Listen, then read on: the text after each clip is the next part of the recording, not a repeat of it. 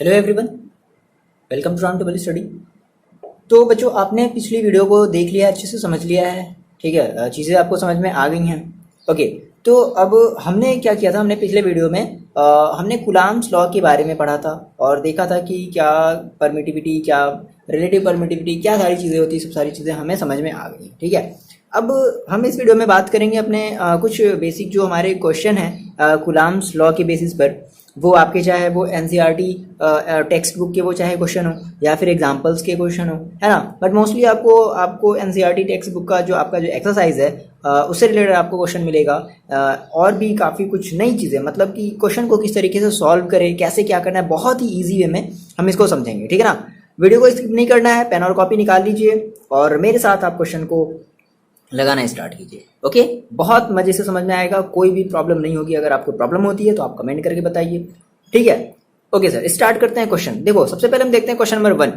अब ये जो क्वेश्चन है वो काफ़ी बड़ा है। ठीक है, आपकी ये एनसीईआरटी का ये एग्जाम्पल है, तो अब इसको बोर्ड पर हम लिखने वाले तो है नहीं, काफ़ी बड़ा है ये, है ना। ओके, ये आपको क्वेश्चन दिख रहा है क्या? काफ़ी बड़ा क्वेश्चन है, ये एग्जाम्पल है आपका।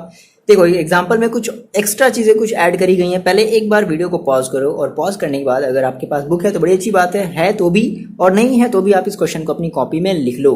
ठीक है, लिख लो। लिख लिया क्वेश्चन? चलो देखो, एक बार बड़ी प्यार से समझते हैं इस क्वेश्चन को। क्या कह रहा है? ये कह रहा है कि coulombs law for electrostatic force between 2 point charges and Newton's law for gravitational force between 2 stationary point mass. अच्छा, मतलब इलेक्ट्रोस्टैटिक फोर्स के लिए चार्जेस के बारे में बात कर रहा है और ग्रेविटेशनल फोर्स के लिए मास की बात कर रहा है। ठीक है, हमें ये बातें पता है, हमने ये बातें पिछले वाले वीडियो में हमने समझ ली थी। ओके, कहता है कि both have inverse square dependence on the distance between charge and mass. ये वही बात बोल रहा है जो हमें पता है। ठीक है, यहाँ तक कोई प्रॉब्लम नहीं है। अब देखो क्या कहता है, ये कह रहा है कि फर्स्ट आपका ये जो क्वेश्चन है ये कह रहा है कि compare the strength of these forces. आपको कंपैरिजन करना है, ठीक है ना, by determining the ratio of their magnitude. कैसे, क्या निकाल करके कंपैरिजन करना, उनके रेशियो को निकालना है। मतलब पहले आप क्वेश्चन का मतलब समझो, यानी कि एक बार आप क्या करोगे, एक बार आप इलेक्ट्रोस्टैटिक फोर्स निकालोगे, देन उसके बाद आप ग्रेविटेशनल फोर्स निकालोगे एंड देन उन दोनों का आप क्या करोगे, रेशियो लोगे। फिलहाल अभी हम ये क्वेश्चन को समझ रहे हैं, है ना। बहुत ध्यान से समझो। ठीक है, देखो, पहला इसने बोल दिया कि compare the strength of these forces by determining the ratio of their magnitude. और उसमें भी ए में अब फर्स्ट क्वेश्चन क्या बोल रहा है, ये कह रहा है कि for an electron and proton. तो आपको जो फोर्स का मेरी बात को ध्यान समझना, आपको जो फोर्स का कंपैरिजन करना है, तो भाई फोर्स के कंपैरिजन के लिए आपको दो चार्ज पॉइंट चाहिए, है ना। बेसिकली तो आपने कहा कि वो दो चार्ज पॉइंट हमारा क्या होगा, तो हमने कहा एक हमारा इलेक्ट्रॉन होगा एंड एक हमारा होगा प्रोटॉन। आगे इतनी बातें समझ में? ठीक है, ये बात क्लियर है। यानी कि आपके पास एक प्रोटॉन हो गया और आपके पास एक इलेक्ट्रॉन हो गया, आपके पास 2 पॉइंट चार्ज हो गया, और उन 2 पॉइंट चार्ज के बीच में कितना हमारा जो इलेक्ट्रोस्टैटिक फोर्स होगा वो कितना होगा, और उनके बीच में कितना हमारा ग्रेविटेशनल फोर्स होगा, ये हमें दोनों के दोनों हमें निकालने हैं। दूसरा क्या कह रहा है कि फॉर 2 प्रोटॉन्स। पहली कंडीशन दिया था कि जब एक प्रोटॉन एक इलेक्ट्रॉन हो। अब दूसरी कंडीशन क्या दिया कि फिर से कंपैरिजन करना है, और कब, अब जब ये दे दिया है कि जब दोनों के दोनों क्या हो, प्रोटॉन हो। ये बात समझ में आ रही है? देखो, फिर इसका बी ऑप्शन बोल रहा है कि estimate the acceleration for proton electron and proton due to electrical forces of their neutral attraction when they are 1 angstrom apart. Angstrom मतलब बेसिकली उनके बीच की डिस्टेंस दी गई है। तो जब उनके बीच की जब डिस्टेंस जब 1 एंगस्ट्रॉम हो गई, तो फिर हमें जो एक्सेलरेशन है ना, मतलब कि मतलब इलेक्ट्रॉन एंड प्रोटॉन के बीच का जो एक्सेलरेशन है ना, वो हमें एस्टिमेट करना है। फिलहाल क्वेश्चन समझ में आया? कुछ नहीं है। ये कह रहा है कि पहले आप क्या निकालो, देखो फिर से समझ लेते हैं। कह रहा है कि एक प्रोटॉन है, एक न्यूट्रॉन है, सॉरी, एक प्रोटॉन है और एक इलेक्ट्रॉन है, और उन दोनों के बीच आपको मतलब कि एफ एस क्या निकालना है, आपको एफ ई निकालना है। एफ ई का मतलब कि इलेक्ट्रोस्टैटिक फोर्स निकालना है। देन इन दोनों के बीच फिर आपको क्या निकालना है, आपको ग्रेविटेशनल फोर्स निकालना है। फिर उन दोनों का आपको रेशियो ले लेना और बताना है कि कंपेरिजन करके एक बताना है। तो आपको पता है, आपने पिछले वाले वीडियो में आपने ये बताया था कि अगर हमारे पास मान लो अगर हमारे पास एक इलेक्ट्रॉन और एक अगर प्रोटॉन होता है, तो आपको ये पता था कि जो हमारा जो इलेक्ट्रोस्टैटिक फोर्स होता है वो 10⁻39 टाइम्स ग्रेट होता है। फिलहाल हम अब उसी चीज को प्रूव करने वाले हैं। फिलहाल मैंने आपसे कहा था कि बातें आप याद रखो, देखना भी कितना काम देगा। कुछ बच्चों को अगर कैलकुलेशन बहुत ज्यादा प्यारा है तो आप कैलकुलेशन करके निकालोगे, कुछ को प्यारा नहीं है ना, होता है ऐसे, कई बच्चे होते हैं। तो अब क्या करो, आप सिंपली याद है ना, आपको 10⁻39 याद है तो आप उतनी वैल्यू रख दो। फिलहाल चलो ये सब बातें बाद में हम करेंगे। तो आपको क्वेश्चन समझ में आ रहा है क्या करना है? क्वेश्चन का मतलब समझ में आ रहा है आपको क्या करना है? बहुत ज़्यादा फास्ट तो हम नहीं बोल रहे हैं, बहुत ज़्यादा फास्ट बोलते हैं शायद हम। अच्छा ठीक है, तो ये बातें आपको करनी है। अच्छा दूसरा फिर कह रहा है कि पहले केस में एक इलेक्ट्रॉन एक प्रोटॉन हो गया, भाई आपको 2.4 चाहिए। फिर तो कह रहा है कि दूसरे केस में जब दोनों प्रोटॉन हो, अब आपके यहाँ से देखो पता है क्वेरी क्या होनी चाहिए? आपकी क्वेरी ये होनी चाहिए कि सर मेरे पास जो चार्ज की वैल्यू तो दी नहीं है ना, और अगर हम बात करें ग्रेविटेशनल फोर्स में, तो ग्रेविटेशनल फोर्स में हमें सर मास चाहिए होता है, सर मास भी नहीं दिया। लेकिन ये चीज़ आपको अंडरस्टूड होनी चाहिए, ये चीज़ आपको नोन होनी चाहिए कि जो इलेक्ट्रॉन का जो चार्ज होता है वो आपको पता है 1.6 इंटू 10⁻⁻19 होता है। प्रोटॉन का भी समथिंग लगभग उतना ही चार्ज होता है, और इलेक्ट्रॉन का मास एंड प्रोटॉन का मास भी आपको पता होना चाहिए। तो क्वेश्चन समझ में आ गया? मतलब हमें ये सारी चीजें पता है, बस हमें वैल्यू रखनी है। समझ में आ गया? चलो अभी स्टार्ट करते हैं इस क्वेश्चन को हम सॉल्व करना। क्वेश्चन आपने लिख लिया है? ओके, अब देखो बच्चे, अब ध्यान से एकदम समझना है ना। तो सबसे पहले हम बात करते हैं अपने फर्स्ट पॉइंट की बात करते हैं। फर्स्ट पॉइंट में क्या कह रहा था कि इलेक्ट्रॉन एंड प्रोटॉन के बीच में आपको इलेक्ट्रोस्टैटिक फोर्स निकालना है, इलेक्ट्रॉन एंड प्रोटॉन के बीच में आपको ग्रेविटेशनल फोर्स निकालना है। कुछ नहीं, बहुत आसान है भाई। तो हमने कहा फर्स्ट हम फर्स्ट पार्ट देखते हैं। हमें क्या करना है? हमें करना है फॉर एन इलेक्ट्रॉन। बहुत बारीकी से बात को समझते चलना, बहुत आसान है यार ये, है ना। For an electron and proton. हम पहले किसकी बात कर लें? इलेक्ट्रॉन एंड प्रोटॉन की बात कर ले। तो आपको पता है कि कूलम्ब्स लॉ के लिए बेसिकली दो चार्ज होने चाहिए, तो हो गया, एक आपका चार्ज इलेक्ट्रॉन है और एक आपका चार्ज प्रोटॉन है। अब आपको पता है कि इनके बीच की जो डिस्टेंस है वो क्या दे दिया है?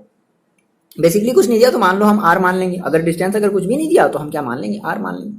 ठीक है, तो हमने कहा अब देखो बेसिकली अगर हम ये कहें कि एफ मतलब एफ का मतलब क्या है? Electrostatic force. याद रखना, इलेक्ट्रॉन फोर्स नहीं, इलेक्ट्रोस्टैटिक फोर्स। ठीक है ना। चलो हम इसको कैपिटल ई से डिनोट कर देते हैं, एफ ई। तो एफ का मतलब क्या है? इलेक्ट्रोस्टैटिक फोर्स है। तो अब क्या जानते हैं? एफ इज इक्वल टू 1/4πε0, है ना। और Q1 और Q2 अपॉन आर स्क्वायर। अब ये सर Q1 Q2 क्या है? तो मान लें, देखिए हम यहाँ पे मान लेते हैं, हम यहाँ पे लेट कर लेते हैं क्या कि हमारा जो Q1 है वो क्या है? Charge of electron, charge of electron. और जो Q2 है वो क्या है? Charge of proton. ठीक है, तो बेसिकली इलेक्ट्रॉन के चार्ज को हम माइनस ई के थ्रू डिनोट करते हैं, बात समझो मेरी, और प्रोटॉन के चार्ज को हम प्लस ई के थ्रू हम क्या करते हैं? डिनोट करते हैं। ठीक है, ये बातें क्लियर हैं। तो हमने कहा सर यहाँ पे हम वैल्यू रख देते हैं। तो F is equal to sir क्या हो जाएगा? 1/4πε0, और Q1 की हमने वैल्यू रख दी। मान लो हमारा जो Q1 है वो हमारा हो गया माइनस ई, और जो Q2 है वो हो गया प्लस ई। ठीक है, ये बातें क्लियर है। अपॉन आर स्क्वायर, कोई जरूरी नहीं है वैल्यू अभी हम फिलहाल रखते हैं, बाद में फिलहाल अभी देखेंगे, है ना। फिलहाल अब हमने इतना कर लिया कि अच्छा इसको थोड़ा सा अगर हम सॉल्व कर लें तो ये कितना हो जाएगा? ये आपके पास हो जाएगा एफ इज इक्वल टू मतलब इलेक्ट्रोस्टैटिक फोर्स। याद रखना इलेक्ट्रोस्टैटिक फोर्स। अभी देखना कोई बच्चे कंफ्यूज हो गए, नहीं कंफ्यूजन वाली कोई बात ही नहीं है यहाँ पे। 1/4πε0 लिख ही देते हैं यार, इलेक्ट्रोस्टैटिक। कई बच्चे कह रहे हैं अरे सर इतनी बातें समझ में आती है मेरे को, ना भी मूर्ख मत समझिए। देखो कोई बात नहीं, एफ इज इक्वल टू क्या है? 1/4πε0।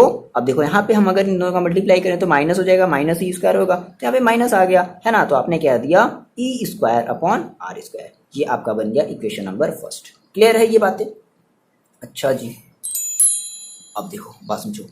फिर आपने कहा सर हमें चाहिए ग्रेविटेशनल फोर्स। तो ग्रेविटेशनल फोर्स का फॉर्मूला क्या जानते हो आप जानते हो एफ जी। एफ जी का मतलब क्या है? Gravitational force. यहाँ पे लिखते हैं क्या? नहीं, देखो तो आपका क्या हो जाएगा? ये हो जाएगा माइनस। ये माइनस में लेते ना, माइनस का मतलब क्या होता है कि अट्रैक्टिव। देखो माइनस का जब भी मतलब आया तो समझ लेना कि वो अट्रैक्टिव नेचर का है। यहाँ पर भी माइनस लगा है मतलब ये अट्रैक्टिव होगा, क्योंकि भाई एक इलेक्ट्रॉन एक प्रोटॉन है तो दोनों का क्या होगा? अट्रैक्शन होगा। यहाँ पर भी आप जानते हो कि ग्रेविटेशनल फोर्स हमेशा अट्रैक्टिव नेचर होता है, वो कभी रिपल्सिव नेचर का नहीं होता। तो F G is equal to minus G, है ना। और फिर हम क्या करते हैं? हम करते हैं एम ई। अब देखो एम ई का मतलब क्या है? Mass of electron. ध्यान से सुनना मेरी बात। एम ई का मतलब क्या है? Mass of electron into M P का मतलब क्या है? मास ऑफ प्रोटॉन, है ना, अपॉन दोनों के बीच की डिस्टेंस। दोनों के बीच की डिस्टेंस कितनी? आर मान लेते हैं। ठीक है, अब सर यहाँ पे प्रॉब्लम है। अब देखो, अब आपको पता होना चाहिए कि इलेक्ट्रॉन का चार्ज आपको पता है। ठीक है, तो फिलहाल हम यहाँ पे लिख देते हैं, अगर जिनको नहीं पता है तो यहाँ पे देख लो कि क्या होता है। E इज इक्वल टू जो होता है वो कितना होता है? 1.6 इंटू 10⁻⁻19 कूलम्ब होता है। ठीक है, और जो मास ऑफ इलेक्ट्रॉन होता है, याद रख लेना, mass of electron that is M E से हम इसको डिनोट कर रहे हैं। मास ऑफ जो इलेक्ट्रॉन होता है वो होता है 9.1 इंटू 10⁻⁻31। kg, ठीक है, याद रहेगा 10 टू पावर माइनस 31 kg। और जो प्रोटॉन का जो मास होता है वो होता है, हम उसको कहते हैं mp। mp is equal to कितना होता है, तो ये थोड़ा सा ज्यादा होता है इलेक्ट्रॉन से, 1.67 into 10 to the power minus 27 kg। Confusion तो नहीं है भाई, यहाँ पे -27 है, यहाँ पे -31 है। कुछ बच्चे कहेंगे सर ये ज़्यादा है, नहीं ये ज़्यादा है माइनस, अरे भाई ये माइनस में है ना, तो माइनस में जितना ज़्यादा होगा उतना ही कम होगा, है ना। अरे बात है समझ, चलो यहाँ तक तो कोई कंफ्यूजन नहीं होना चाहिए। अब सिंपली हमें क्या कर देना है, अब क्या था भाई, इनका रेशियो निकाल करके कंपेरिजन करो। अच्छा यहाँ से जी की भी वैल्यू रख लो, जी इज इक्वल टू कितना होता है 6.67 into 10 to the power minus 11 newton metre square पर केजी। तो अब इनका रेशियो ले लिया जाए तो क्या हो जाएगा, है ना, इनका जो रेशियो होगा, यानी कि आपने कहा सर Fe अपॉन Fg, ठीक है, क्या हो जाएगा, तो Fe upon Fg is equal to, अब क्या रखोगे आप, ये रखोगे Fe की, देखो Fe की वैल्यू आपकी कितनी है, आपने कहा 1/4 पाई एप्सिलॉन 0, और ये माइनस में था, और E square upon R square. फिर आपने कहा सर एफ जी की जो वैल्यू है वो कितनी है, तो आपने कहा जो एफ जी था वो आपका था जी, है ना, into M E into M P upon R square, ठीक है। अब देखो यहाँ से एक बात समझो, यहाँ से ये आर स्क्वायर से इस आर स्क्वायर को काट दें, कोई प्रॉब्लम नहीं होगी, है ना। अब इसकी वैल्यू आप देखो क्या रखते हो, 1/4 की वैल्यू क्या रखते हो, 9 इंटू 10 टू द पावर 9 रखते हो, इतना तो याद है, पिछले वाला वीडियो आपने देखा है ना। तो अब इसकी जगह क्या रख दो, अब इसकी जगह रख दो 9 इंटू 10 टू द पावर 9, ठीक है। और ई आपका है तो आप जानते हो ई की वैल्यू बेसिकली कितनी होती है, तो 1.6 into 10 to the power minus 19, ठीक। अच्छा अब इसका क्या स्क्वायर है, इसका क्या है स्क्वायर है, तो हम क्या कर देंगे स्क्वायर कर देंगे, ओके। फिर देखो अपॉन में क्या आ जाएगा, अपॉन में आएगा ये पूरा का पूरा, यानी कि आपने कहा सर जी, जी की वैल्यू कितनी है 6.67 into 10 to the power minus 11 दिख रहा है, ठीक है। फिर आपने कहा सर एम ई की वैल्यू देखो कितनी है, मतलब सारी की सारी वैल्यू रख देंगे और कुछ नहीं, 9.1 into 10 to the power minus 31 into 6.67 into 10 to the power minus 1.6 है, मिस्टेक हो गया भाई, देखो 1.67 into 10 to the power minus 27, ठीक है। ये आपका क्या है, ये आपका है mass of electron and mass of proton. अच्छा जी, अब सर रही बात इसको सॉल्व करने की, तो अब बच्चे सॉल्व करो, सॉल्व किया जाए, देखो वीडियो पॉज करो, देखो सॉल्व करो। देखो यहाँ पर आपको, आपने ये कुछ ऐसा किया होगा, ठीक है। आपने क्या किया, आपने किया, देखो बेसिकली आपने क्या किया, आपने यहाँ पर देखो मैंने क्या किया है, 1.6 का 2 बार मल्टीप्लाई किया 2.56 हो गया, है ना, 2.56 होगा, फिर उसका मैंने 9 में मल्टीप्लाई किया तो लगभग 22.40 है, 22.04 आया, और इसका 90 19 गुना 38 माइनस 38 और प्लस का 9 दैट इज माइनस का 29, ठीक है। ये हो गया, नीचे वाले को मैंने सॉल्व कर लिया, इन तीनों का आपस में मल्टीप्लाई किया, इन दोनों का मैंने आपस में मल्टीप्लाई किया, यू यहाँ पर आपको ये कुछ देख रहा है इतना बड़ा, तो ये आपको करना पड़ेगा बच्चे, ठीक है, ये आपको ध्यान रखना पड़ेगा, अच्छे से करना पड़ेगा आपको, यहाँ मतलब कैलकुलेशन आपको अपनी अच्छी बनानी पड़ेगी, ओके। आपने ये चीज़ कर लिया, ये सभी का मल्टीप्लाई किया, इसका इसका इसका, ये इतना आ गया, कितना आ गया 101.36 इंटू -39। देखो मैंने आपको बताया था, आप याद करो मैंने आपको क्या बताया था कि अगर एक इलेक्ट्रॉन हो और अगर एक प्रोटॉन हो तो उसका जो आता था, जो लगभग कितने टाइम होता था, वो लगभग 10 टू द पावर 39 टाइम होता था, याद आ रहा है क्या, है ना, ठीक है। अब देखो अब आप क्या करो, ये बेसिक जब ऊपर जाएगा तो कितना हो जाएगा, अब देखो इसको, अब इसको क्या करते हैं, इसको पहले हम डेसिमल से हटाते हैं, तो डेसिमल से हटाने के लिए क्या करना पड़ेगा, बोथ 100 का ऊपर नीचे मल्टीप्लाई करना पड़ेगा, तो कितना हो जाएगा 2204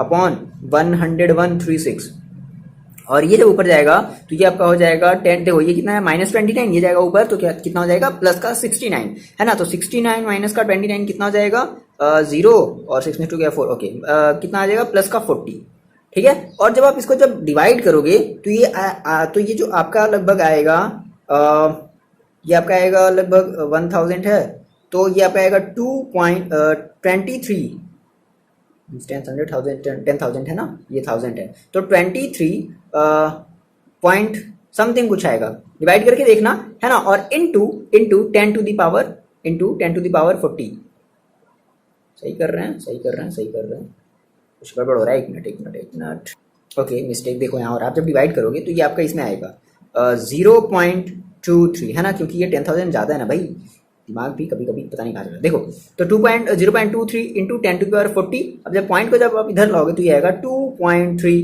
है ना, दिख रहा है 2.3, 2.3 इंटू 10⁻, एक पॉइंट इधर आया, मतलब कि आपने मतलब क्या किया, आपने 10⁻ आपने -1 किया, है ना। आ रही बात है समझ में। जब पॉइंट हमारा इधर आता है तो पावर माइनस में बढ़ता है, याद रखना। जब पावर राइट साइड में जब बढ़ता है, पॉइंट जब राइट साइड में बढ़ता है तो पावर माइनस में बढ़ता है। ओके, तो आपने कहा सर ये हो गया मेरे पास 40 था, अब ये मेरे पास कितना हो गया, 39 हो गया। मैंने आपको बताया था, तो लगभग इतना आएगा, यानी कि एफ ई अपॉन जो एफ जी है वो आपको इतना ही लाना था। ठीक है, देख लो यहाँ से चेक कर लो, यानी कि जो एफ ई है वो एफ जी का कितना है, वो एफ जी का 2.3 इंटू 10⁻39 टाइम्स है।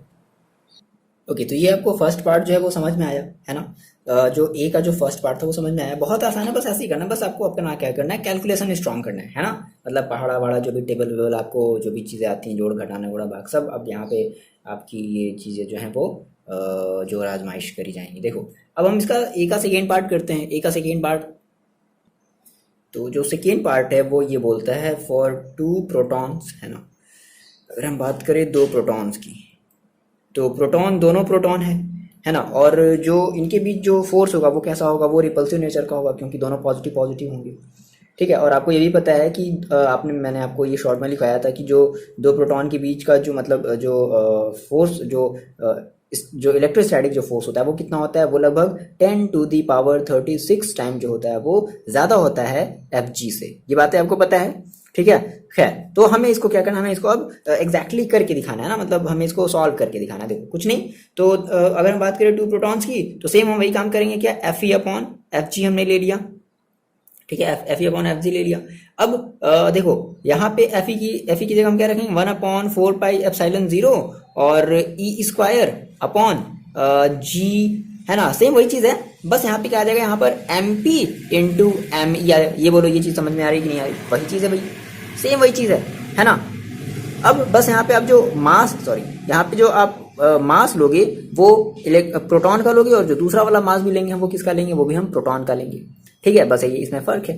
तो आप इसमें सारी की सारी जो वैल्यू है वो रख दो। 1/4πε0 की वैल्यू कितनी होती है, 9 इंटू 10⁻9 होती है, इंटू ई की वैल्यू आपको पता है 1.6 इंटू 10⁻−19। ओके, ई मतलब आपका जो है प्रोटॉन की जो वैल्यू है, इसका क्या है, स्क्वायर है, तो स्क्वायर कर दिया आपने। फिर जी की वैल्यू कितनी होती है, 6.67 इंटू 10⁻−11, और M P mass of proton आप जानते हो कितना होता है, 1.67 इंटू 10⁻27, और इसका फिर से आप क्या कर लो, 1.67 इंटू 10⁻27।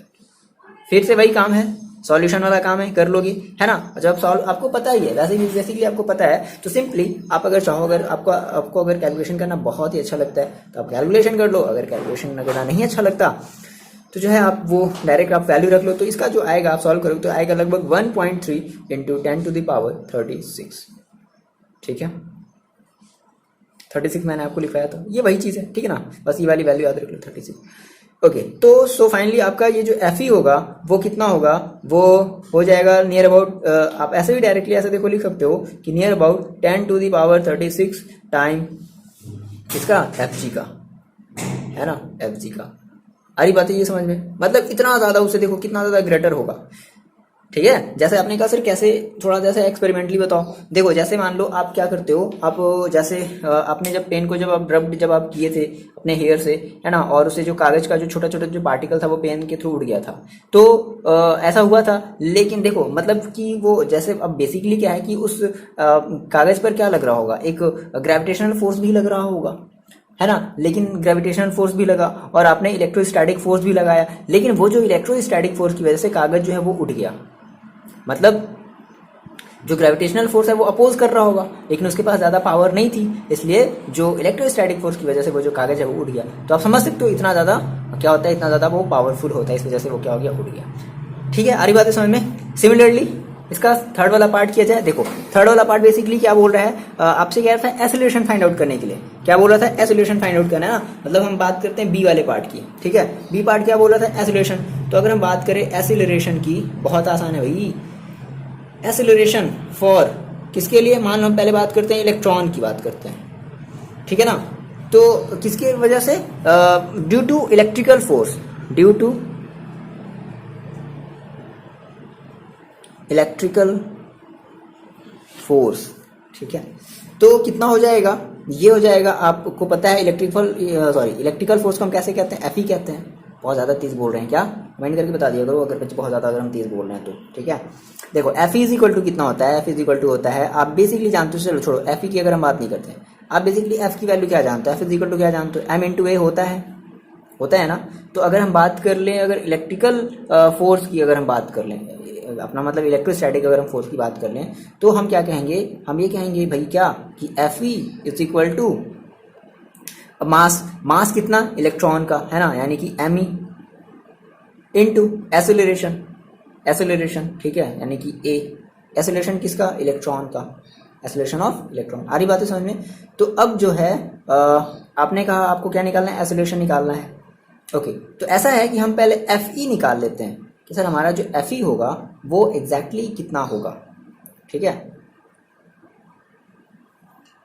अच्छा एक मिनट, क्वेश्चन में क्या बोला था, क्वेश्चन में बोला है कि हमें जो एसेलरेशन निकालना है इलेक्ट्रॉन एंड प्रोटॉन, अपने क्वेश्चन को देखो, ड्यू टू इलेक्ट्रिकल फोर्स। अच्छा हमें एक और चार्ज चाहिए होगा ना, तो इलेक्ट्रॉन एंड प्रोटॉन, ठीक है ना, बात सुनो मेरी बात ध्यान समझो, यहाँ पे थोड़ा सा मिस्टेक हो गया, acceleration for electron and proton, ठीक है। तो हमें चाहिए F is equal to M A चाहिए, ठीक है। अब हमें ये सर एफ की भी तो वैल्यू चाहिए होगी, तो एफ की वैल्यू हमें कैसे मिलेगी, हमारे पास दो चार्ज होंगे। तो सबसे पहले हम क्या करते हैं, सबसे पहले हम एफ ई निकाल लेते हैं, मतलब इलेक्ट्रोस्टैटिक फोर्स निकाल लेते हैं due two electron and proton. तो हम क्या निकाल लेते हैं, हम निकाल लेते हैं एफ ई, है ना, due to proton and electron, मतलब एक तरफ आपके पास प्रोटॉन है एक तरफ इलेक्ट्रॉन है। तो सेम वही फॉर्मूला अप्लाई किया जाए, क्या 1.4 पाई एप्सिलॉन 0, ठीक है। फिर क्या हो जाएगा, ई स्क्वायर, मतलब charge on electron and charge on proton, है ना, दैट इज ई स्क्वायर हो जाएगा अपॉन ये कितना हो जाएगा, आर स्क्वायर। अब देखो यहाँ पे कह रहा था कि जो आर है, उनके बीच की जो आर है वो दिया गया, अपने क्वेश्चन को पढ़ो, वो कह रहा है कि जो डिस्टेंस है वो कितनी है, वो 1 एंगस्ट्रॉम है, यानी कि जो आर है,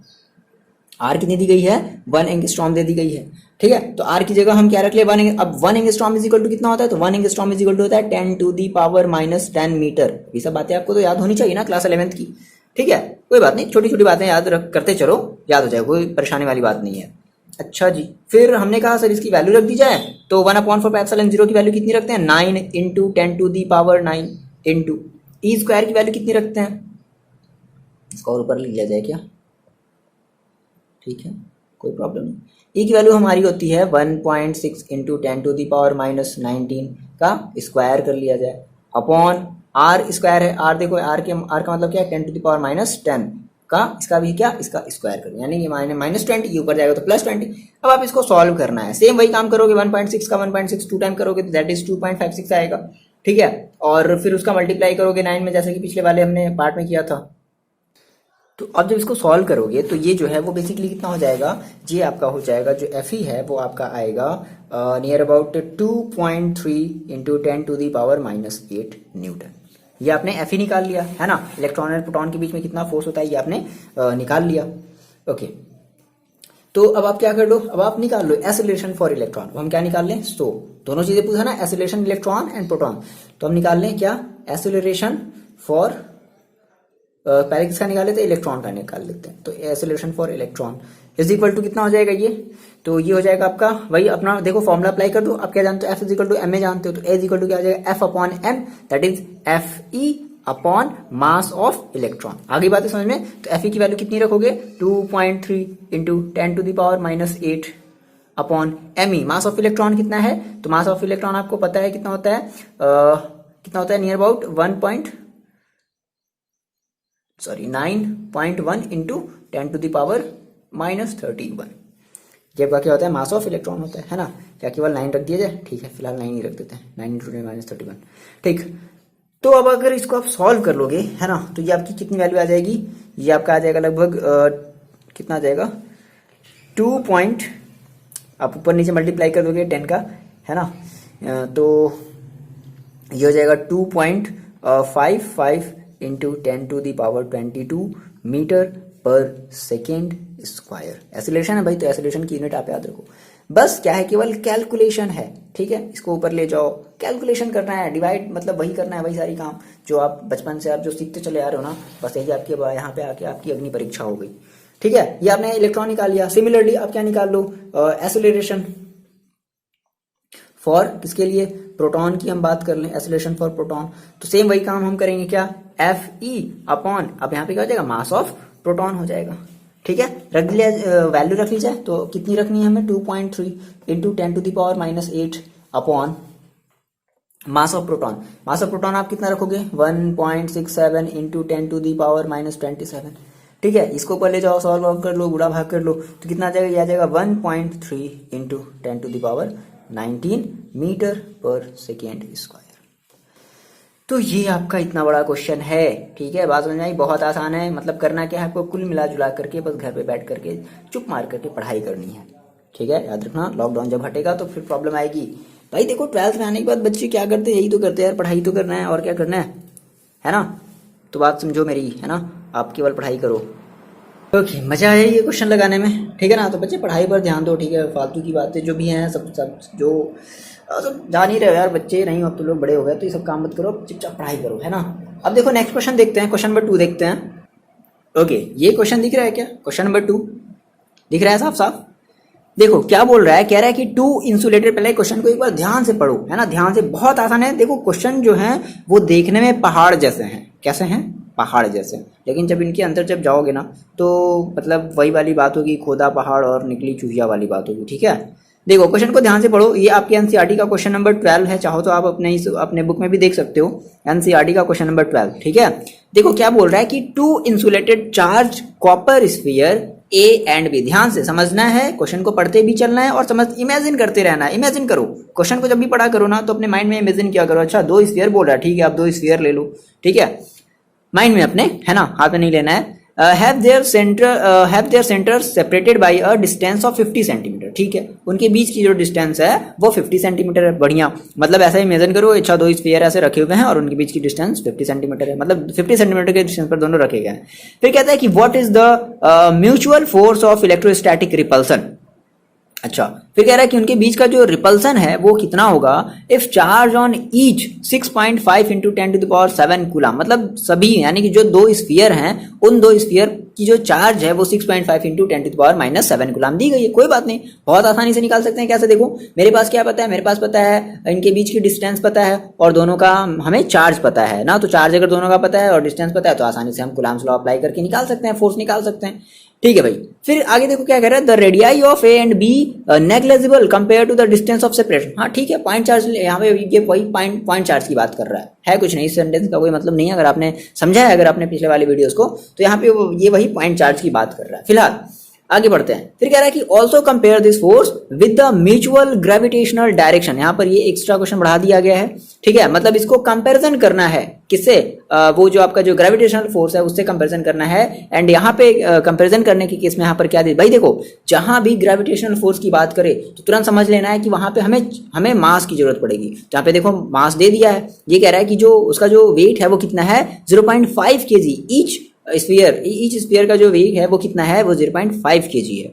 ठीक है, तो बस हमें क्या चाहिए, हमें डिस्टेंस हमारी उतनी ही रहेगी जितनी है 50 सेंटीमीटर। अब यहाँ पे सेंटीमीटर में है तो सेंटीमीटर को पहले ध्यान रखना, सेंटीमीटर को मीटर में कन्वर्ट करना नहीं भूलना। सबसे पहले हमेशा यूनिट का खास ख्याल रखा जाता है न्यूमेरिकल को जब सॉल्व करते हैं। तो ये हो गया आपका पहला पार्ट। फिर दूसरा कह रहा है, बी क्वेश्चन कह रहा है कि what is the force of repulsion if each sphere is charged double the amount and distance between them is half. अब देखो क्या कह रहा है कि जब क्या होगा, अब फोर्स ऑफ रिपल्सन क्या होगा जब हम जो स्फीयर का जो चार्ज है वो हम डबल कर दें। अरे बात समझ में, वो क्या कर दें, डबल कर दें। मतलब अभी Q था, अभी ये 6.5 था, तो अब हम क्या कर दें 2 × 6.5 कर दें। ठीक है, एंड लेकिन जो डिस्टेंस है वो अब हम कम कर दें, मतलब पहले इतनी बड़ी थी, है ना, तो अब हम इसका जस्ट हाफ कर दें। तो बात समझो, हम मतलब चार्ज भी डबल कर रहे हैं, डिस्टेंस भी कम कर दे रहे हैं। तो आप मेरे को ये एक आंसर बताओ कि इसकी जो इलेक्ट्रोस्टैटिक जो फोर्स आएगी वो इंक्रीज होगी या डिक्रीज होगी। थोड़ा सा दिमाग लगाओ, वीडियो को पॉज करके थोड़ा सा सोचो और बताओ मेरे को। सोचना क्या है यार, बहुत आसान है। हम चार्ज भी बढ़ा रहे हैं, भाई चार्ज बढ़ा रहे हैं और डिस्टेंस भी कम कर रहे हैं। तो आपको पता है कि अगर डिस्टेंस अगर कम करोगे तो जो आपकी इलेक्ट्रोस्टैटिक फोर्स होगी वो क्या होगी, इंक्रीज होगी। और वैसे भी हम चार्ज भी बढ़ा रहे हैं, डिस्टेंस भी कम कर रहे हैं, तो हमारी जो फोर्स होगी बहुत ज्यादा बढ़ जाएगी। तो फिलहाल हमें वही देखना है कि कितनी ज्यादा होगी। कह रहा है कि what is the force of repulsion, क्या होगा जब हम स्फीयर को जो चार्ज को जस्ट डबल कर देंगे और डिस्टेंस को जस्ट हाफ कर देंगे। तो हमें इतना पता है कि हाँ सर बढ़ेगा, लेकिन अब कितना बढ़ेगा तो एग्जैक्टली हम निकालेंगे इसको क्वेश्चन से। ओके, लिख लिया, क्वेश्चन समझ में आ गया। अभी फिलहाल हमने ये क्वेश्चन को समझा है ना, अब इसको सॉल्व नहीं किया, बहुत आसान है यार। बहुत आसान, ठीक है, कोई प्रॉब्लम नहीं इस क्वेश्चन में। लगाया जाए क्वेश्चन को। ओके, क्वेश्चन नोट डाउन कर लिया, ठीक है। ये आपके क्वेश्चन जो है वो एनसीईआरटी का क्वेश्चन नंबर 12 है। ओके सर, तो देखो आपने क्वेश्चन पढ़ लिया। अब हम सबसे पहले क्वेश्चन पढ़ एक बार फिर से पढ़ते हैं और लिखते हैं गिवन। गिवन क्या क्या है? तो ये कह रहा था कि हमारे पास कोई दो कॉपर स्फीयर थे, ठीक है भाई, मान लो कॉपर स्फीयर थे और इनके डिस्टेंस जो है वो हमने पॉइंट चार्ज के फॉर्म में हमने मान लो ले लिया। मतलब एक मान लो यहाँ पे रहा होगा, एक मान लो यहाँ पे रहा होगा, और इनके बीच का जो डिस्टेंस है वो कितना था? वो 50 सेंटीमीटर था। ओके, सेंटीमीटर है, यानी कि जो आर है वो कितनी दे दी गई है? वो दे दी गई 50 सेंटीमीटर। तो भाई ये सेंटीमीटर में है तो हमें इसको किस में कन्वर्ट करना पड़ेगा? हमें इसको कन्वर्ट करना पड़ेगा मीटर में। तो क्या हो जाएगा? ये हो जाएगा 0.5 मीटर। भाई 100 से क्या कर देंगे? डिवाइड कर देंगे, सेंटीमीटर को मीटर में चेंज करने के लिए। यही तो करते हैं। अच्छा जी, अब फिर देखो उसके बाद अब फिर आपने क्वेश्चन पढ़ा आगे, फिर कह रहा है कि what is the mutual force electrostatic repulsion. ठीक है, रिपल्सन की बात कर रहा है। If the charge on each 6.5, अच्छा यानी कि Q1, मान लो कि ये वाला जो हमारा है वो Q1 है और ये वाला जो हमारा है वो Q2 है। तो Q1 is equal to Q2, क्योंकि दोनों की बात कर रहा है, दोनों पर चार्ज कितना है? दोनों पर जो चार्ज है वो कह रहा है कि 6.5 इंटू 10⁻⁷ कूलम्ब है। ठीक है, तो निकाल लिया जाए। So F E is equal to, क्या फॉर्मूला जानते हो? 1/4πε0 Q1 Q2 upon R square. Value रख ली जाए तो 1/4πε0 आपको पता है, आपने वीडियो देखा है इसके पहले वाला वीडियो, ठीक है। और 9 इंटू 10⁻9 Q1 की वैल्यू कितनी है? 6.5 इंटू 6.5 इंटू 10⁻⁷ इंटू, बोलो कोई प्रॉब्लम है क्या? ऐसे रख दें तो भाई स्क्वायर है ना, तो दो बार होगा स्क्वायर है, तो Q1 into Q1 into Q2, ठीक है। आर स्क्वायर, आर की देखो वैल्यू कितनी है? 0.5, दैट इज 0.5 इंटू 0.5। कोई प्रॉब्लम है? नहीं। अब आप देखो फिर से आपका भाई वो क्या है, फिर से आपका फिर वही आ गया, multiplication and subtraction. Okay, video pause करो और ट्राई करो, मल्टीप्लाई करो इनका। देखो तो मैंने जो मल्टीप्लाई किया है अपनी कॉपी में, है ना, आपको जो नोट्स मिलेगा उसमें कुछ ये है। आपने इसका अगर जो मल्टीप्लाई किया है तो ये आपका आया है 3, इन पूरे का मल्टीप्लाई मैंने किया तो ये आया 380.25 इंटू 10⁻⁻5 है ना, -14 और प्लस का 9 तो -5 आएगा, और अपॉन जो नीचे वाला है वो आपका है 0.25, यही तो होगा, ठीक है। और इसको हम अगर सॉल्व कर दें, देखो अब क्या करना है यहाँ पे पॉइंट, तो हम क्या करते हैं 100 से मल्टीप्लाई करते हैं, तो ये हो जाएगा 38025 अपॉन ये हो जाएगा 25, ठीक है, कोई प्रॉब्लम है, इंटू 10⁻⁻5। फिर हमने क्या किया, हमने 25 से डिवाइड कर दिया तो ये आ गया मेरे पास 1521, ठीक है, इंटू 10⁻⁻5। अब बेसिकली हमें पॉइंट यहाँ पर लाना है, तो 1 2 3 कितने पॉइंट पीछे आगे इधर लेफ्ट साइड में जा रहे हैं, 1 2 3, तो यहाँ से 3 आप कम कर दो, है ना, तो कितना हो जाएगा 1.521 इंटू 10⁻⁻2। आगे बात समझ में, तो इतना जो है वो इसके ऊपर इतना रिपल्सिव फोर्स लगेगा, ठीक है, ये चीज क्लियर हुआ। अब कह रहा है सर इसको आप कंपैरिजन करो, जब यहाँ पे अब हमारे पास जो ये जो हमारे पास जो Q1 Q2 था, यानी कि जो स्फीयर थी, अब उस स्फीयर का मास दे दिया गया है ना, और मास कितना दिया गया है? मास आपको दिया गया है कितना? Mass of sphere, mass of each sphere.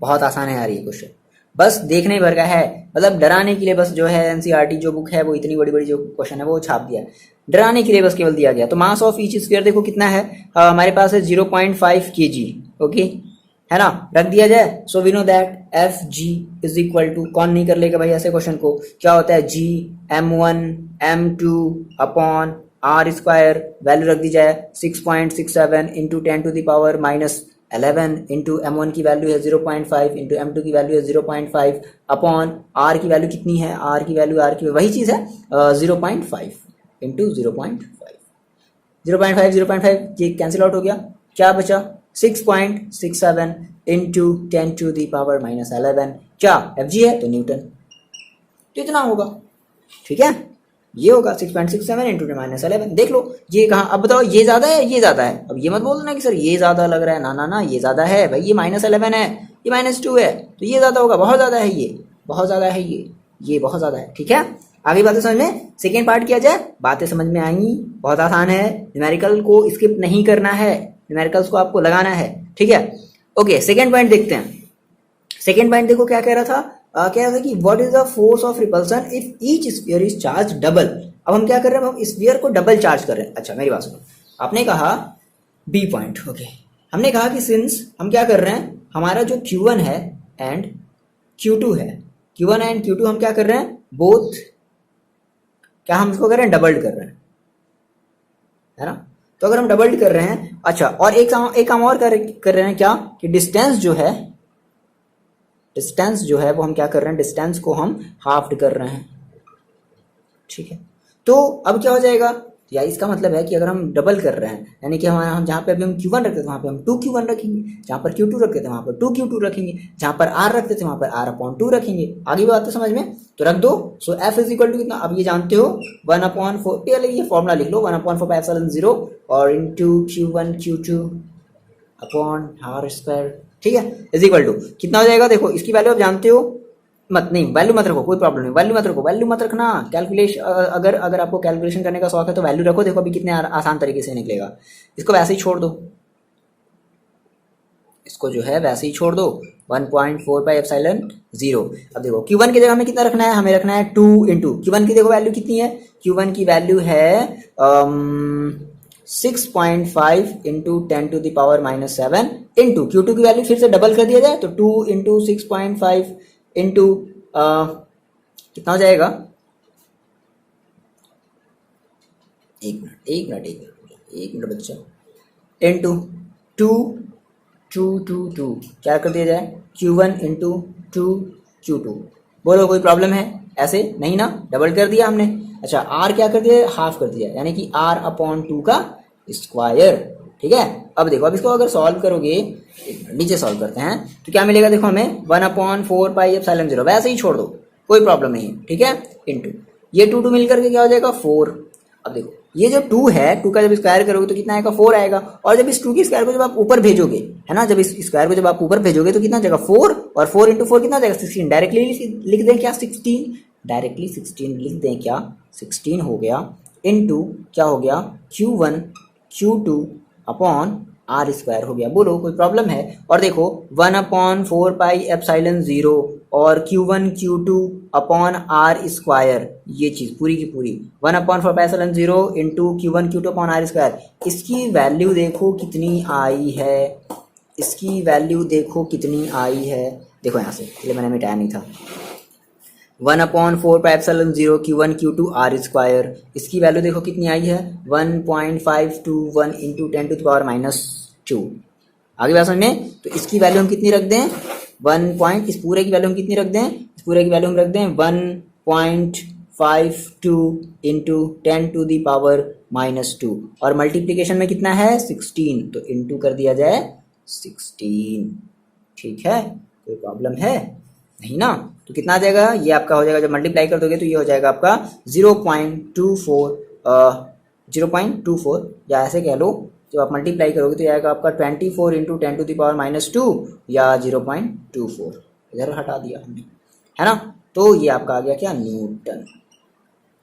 आगे बातें समझ में देख लिया हमने, अगर चार्ज हमने डबल कर दिया और हमने डिस्टेंस भी क्या कर दिया, कम कर दिया, तो हमारा जो फोर्स है वो इतना फोर्स आ रहा है, 0.24 आ रहा है। देखो कितना ज़्यादा है, ये ज़्यादा तो है, 1.52 इंटू 10⁻2 से है ही तो ज़्यादा। तो ये बातें हमें समझनी पड़ेंगी। आ रही बातें समझ में, चलो सर, मज़ा आ रहा है क्वेश्चन करने में, मज़ा आना चाहिए, बहुत आसान है, स्किप नहीं करना है क्वेश्चन, ये आपके एक्सरसाइज के क्वेश्चन है ना। अगर आप ये कर रहे हो मतलब आप एक्सरसाइज के क्वेश्चन भी लगा रहे हो, ठीक है। देखो ये आपका थर्ड क्वेश्चन है, जो कि आपकी एनसीईआरटी का क्वेश्चन नंबर 13 है, ठीक है। क्या बोल रहा है, एक बार क्वेश्चन को ध्यान से पढ़ते हैं, बहुत ही मोस्ट इंपॉर्टेंट, ये मोस्ट इंपॉर्टेंट क्वेश्चन है आपके इस एक्सरसाइज का, मोस्ट इंपॉर्टेंट क्वेश्चन है, ध्यान रखना, ठीक है। देखो बहुत ही आसान है, क्या कहता है, ये कह रहा है कि suppose the sphere A and be in above question, that is question number, जो आपने अभी जो इसके पहले जो आपने जो क्वेश्चन किया, क्वेश्चन नंबर 12 जो किया वो, ठीक है, हैव आइडेंटिकल साइज, उसकी जो साइज है वो कैसी है, आइडेंटिकल है, ठीक है। फिर क्या कह रहा है कि have identical size a third sphere, फिर हमारे पास क्या है, एक थर्ड स्फीयर, मतलब ऐसे समझो कि हमारे पास कोई 2 स्फीयर था, पहले से था ना फर्स्ट वाले क्वेश्चन में, सेकंड वाले जो आपने अभी इसके पहले जो क्वेश्चन किया। अब कह रहा है कि कोई एक थर्ड स्फीयर है ना, सेम साइज बट अनचार्ज। अब वो जो स्फीयर है वो क्या है, वो अनचार्ज्ड है, क्या है वो अनचार्ज्ड है, is brought in contact with first, जो ये हमारी, मान लो हमने कहा कि सर मेरे पास कोई एक दूसरा जो है, एक तीसरा मेरे पास कोई एक स्फीयर था जो कि कैसा है, जो कि अनचार्ज्ड है, ठीक है। फिर क्या किया जा रहा है, पहले उसको किसके साथ कांटेक्ट में लाया जा रहा है, उसको पहले ए के साथ कांटेक्ट में लाया जा रहा है। देन जब वो चार्ज हो जाएगा तो चार्ज हो जाने के बाद फिर क्या कर रहा है, brought in contact with second, है ना, सेकेंड के साथ चार्ज में लाया जा रहा है। एंड फाइनली क्या किया जा रहा है कि उसको हटा दिया जा रहा है ना, फाइनली रिमूव्ड फ्रॉम बोथ। और जब मतलब वो सफिशिएंट अमाउंट जब वो चार्ज जब वो गेन कर लिया तो उसको क्या है, उसको हटा दिया गया। ठीक है, मतलब इस पूरे सिस्टम से ही हटा दिया गया, काम निकल गया, उसको भगा दिया गया। ठीक है, what is the new force of repulsion. तो उस केस में आप बताओ कि उस केस में जो नया रिपल्सन फोर्स होगा वो क्या होगा। बहुत आसान है, किया जाए इसको। क्वेश्चन को समझ में आया, मतलब एक बेसिक सा थीम समझ में आ गया ना कि हमें क्या करना है क्वेश्चन को। आ रही बात है समझ में, ऐसे क्वेश्चन को हमें पढ़ करके ट्राई करना है। ठीक है, देखो अब बात समझो इसको। आपने कहा कि सर मेरे पास जो स्फीयर है ना, तो मैंने कहा कि charge of sphere, charge of sphere, ठीक है, चार्ज ऑफ स्फीयर, मान लो मेरे पास जो स्फीयर है वो क्या है, ए का जो चार्ज है मान लो मैंने कहा Q1 है। कितना है, बात समझना, Q1 है। और आपको पिछले वाले क्वेश्चन में दिया है कि कितना है, वो आपका है 6.5 इंटू 10⁻⁻7 है। और यही क्या है, यही जो है, यही चार्ज वो किसके स्फीयर के हैं हमारे, वो चार्ज ऑन स्फीयर बी, दोनों का सेम है ना, चार्ज ऑन स्फीयर बी। ठीक है, और इसका हमने मान लिया कि इसका जो चार्ज है वो कितना है, Q2 है, यानी कि Q1 बराबर भी इतना है और Q2 बराबर भी इतना है। इतनी बातें समझ में आ रही हैं फिलहाल। ठीक है, अब देखो यहाँ तक तो सब कुछ ठीक ठाक था, यहाँ तक हमने इनके बीच का जो डिस्टेंस है वो हमें पता था, और बेसिकली फिर हमने क्या निकाला था, इनके बीच का हमने इलेक्ट्रोस्टैटिक हमने फोर्स निकाला था। लेकिन ऐसा नहीं है, अब क्या है कि यहाँ पर कोई एक तीसरा एक स्फीयर आ गया है ना, जो कि अब दोनों से चार्ज लेगा, है ना। तो देखो बात समझो, अब मैंने कहा कि मेरे पास एक स्फीयर था ए, यहाँ से बात ध्यान समझना, एक स्फीयर ए था, और मैंने इस स्फीयर का जो चार्ज हमने जो माना है वो कितना माना है, Q1 माना है। और मेरे पास एक दूसरा एक स्फीयर था C, क्या था, एक दूसरा स्फीयर था C। ठीक है, फिर हमने क्या किया, हमने इन दोनों को कांटेक्ट में लाया। क्या किया मैंने, बात समझना है, यहाँ से इन दोनों को मैंने कांटेक्ट में लाया, देखो कुछ इस तरीके से। ठीक है, ये ए सी दोनों आपस में कांटेक्ट में है। तो अब मेरे को ये बताओ कि जब ये इसके पास अभी फिलहाल चार्ज क्या है, 0 है, क्या इसके पास अभी चार्ज 0 है। जब ये कांटेक्ट में आएंगे तो क्या होगा, चार्ज का ट्रांसफर होगा, यूं इधर से उधर, ये ऐसे ऐसे ऐसे ऐसे चार्ज बहुत ज़्यादा जल्दी जल्दी जल्दी जल्दी जल्दी, मतलब अपने आप को ये क्या करेगा, दोनों बैलेंस करेगा ना। कब तक, इसका भी चार्ज और इसका भी चार्ज, दोनों का चार्ज जब तक आपस में ना हो जाए तब तक जो ए है वो सी को चार्ज देता रहेगा देता रहेगा देता रहेगा देता रहेगा देता रहेगा। कब तक देता रहेगा, जब तक कि दोनों का चार्ज बराबर, यही तो होगा। समझो, जैसे आप किसी गर्म और ठंडे को जब आप टच करते हो तो क्या होता है, चार्ज का ट्रांसफर होता है। तो फिलहाल यहाँ पे इसके पास कोई भी चार्ज नहीं है, ठीक है, इसके पास जो है वो कोई भी चार्ज नहीं है। तो अगर जब चार्ज इसके पास नहीं है तो ये केवल चार्ज को देने का काम करेगा, यूं कुछ कुछ कुछ इस तरीके से देगा, इसको चार्ज देगा।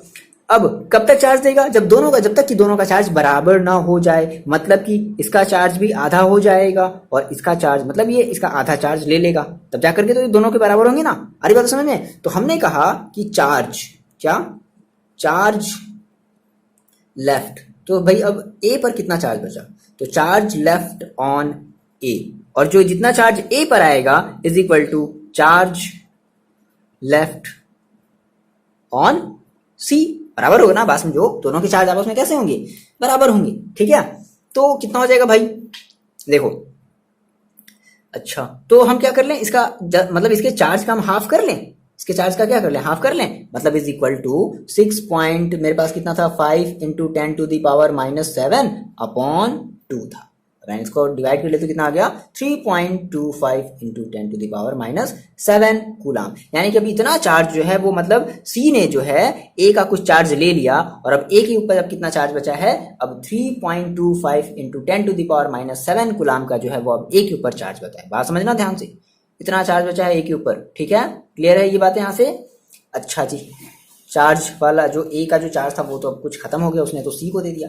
अब क्या हुआ, अब सी जो है वो इतना चार्ज लेकर के किसके पास जाएगा, इतना चार्ज लेकर के बोलो किसके पास जाएगा। क्वेश्चन क्या कह रहा है कि then brought in contact with second, है ना, फिर उसको सेकेंड वाले के साथ क्या किया गया, कांटेक्ट में लाया गया। अब बात समझो मेरी, आपने कहा कि सर मेरे पास यहाँ पर एक स्फीयर था बी, ठीक है, और इसका चार्ज था, आपने माना Q2 माना है फिलहाल, और Q2 और अभी तक जो Q1 थे वो आपस में इक्वल थे।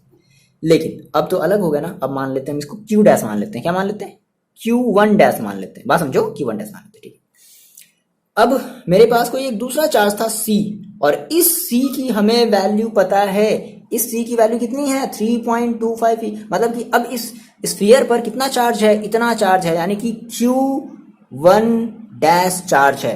इतनी बातें क्लियर हैं क्या भाई? ये अब यहाँ पर इसके साथ कांटेक्ट में लाया गया ना, दोनों जो है वो कांटेक्ट में लाए गए। तो अब देखो क्या होगा, B के पास भी चार्ज है, सी के पास भी चार्ज है। अब क्या होगा, दोनों चार्ज एक दूसरे को यूं इस तरीके से क्या करेंगे, चार्ज देंगे देंगे देंगे देंगे। कब तक देंगे? जब तक कि दोनों का चार्ज क्या हो जाए, आपस में इक्वल ना हो जाए, है ना। या फिर यूं कह सकते हो कि जो हायर चार्ज होगा वो लोअर वाले चार्ज की तरफ बढ़ेगा। आ रही मेरी बातें समझ में, है ना। तो यहाँ पर भी चार्ज के ट्रांसफर का काम चल रहा है। तो भाई कितना होगा, मतलब कि दोनों का चार्ज बराबर होना चाहिए। तो बराबर के केस में हम क्या निकालेंगे, हम इन दोनों का निकाल लेते हैं एवरेज। बात समझो, हम इन दोनों का क्या निकाल लेते हैं, एवरेज। तो हमने कहा कि सर जो चार्ज अब हमारे बी वाले स्फीयर पर जो लेफ्ट होगा, कितना बचेगा, हम क्या कहेंगे sir, charge left on B. B पर कितना चार्ज लेफ्ट होगा, तो मान लो हमने क्या दिया सर, Q2 डैश। क्या कह दिया, Q2 डैश। अब जो B पर जो चार्ज होगा वही चार्ज किस पर होगा, वही चार्ज अब C पर होगा।